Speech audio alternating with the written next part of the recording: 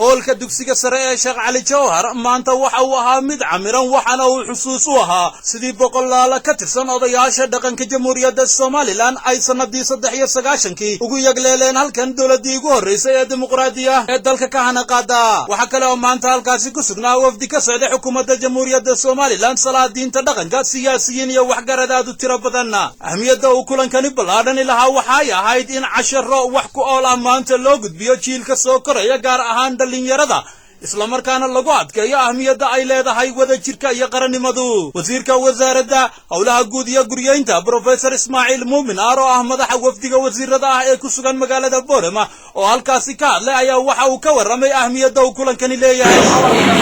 maanta muxuu halkan waxaan u dooran idinkana idin dooran sida taariikhdu markaa inay barto wixii tagay aad xusuusato oo ku qaadato way waxa joogana inaad mustaqbalkana inaad ka qiyaas qaadato intaas taariikhda loo barto sidaas oo kale ayaa isaguna halkaasi waxa ka hadlay madaxweyne ku-xigeenkii labaad ee jamhuuriyadda Soomaaliland mudane Cabdiraxmaan oo Cali Faarax waxaana uu ka sheekeeyay marxaladii kala duwan oo soo maray qaranka jamhuuriyadda Soomaaliland markii ugu horeysay madaxweyne ku-xigeenku ahaa inuu bedelay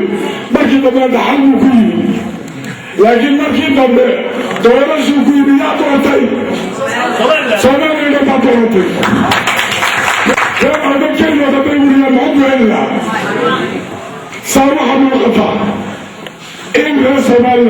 ذلك يعمل ولا من العداء التحقيقية اللي بانا كترسن قلها قورتي ذا يقلها وكيل الجمهورية الصومالي لأنه يقولون كحد لي ماذا شاسي أيها وحايت المامين وأنا بيجي تجي لا بيجي تقول يوجا أهل ملايين وأفكر لسقط الصرايا أيها لهم المريء وأقويهم يقضيبا لوديعي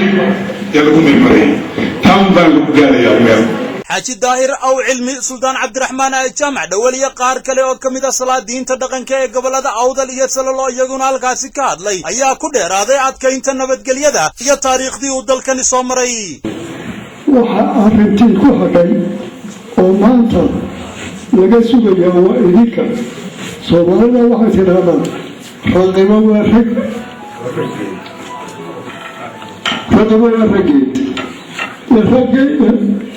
رقي وإذيك وحمد الله هو تردار اللي يطلعه والإذيشة يطاريخنا الكسطاع هذه كما قال يساكم بورنيا إن عن سيدة على المتفارقة أو حول القفشنا يبني بنضع يولا عنولا